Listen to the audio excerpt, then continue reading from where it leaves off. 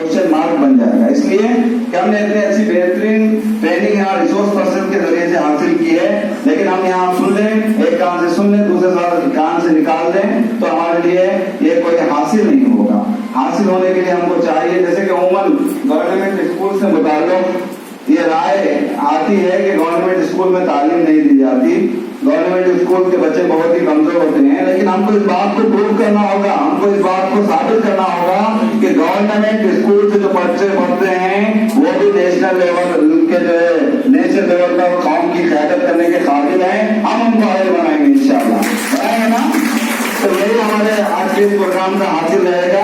मैं यहाँ पर दरअसल दो शख्सियत से बहुत ज्यादा मुतासिर रहा, इसलिए ज्यादा मुतासिर रहा कि 2 दिन उन लोगों का ही साथ हमारे साथ रहा, इसलिए मैं 2 शख्सियत की नजर एक एक शेयर करना चाहूंगा। सबसे पहले श्रीवाणी मैडम की ये शेर है, जिनके किरदार से आती हो सदाकत की महक, जिनके किरदार से आती हो सदाकत की महक, उनकी तदरीस से पत्थर भी पिघल सकती है।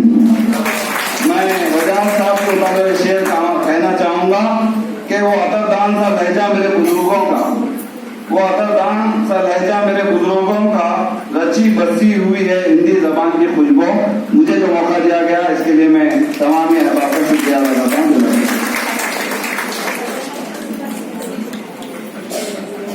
धन्यवाद सर आपकी इतनी अच्छी शायरी के लिए।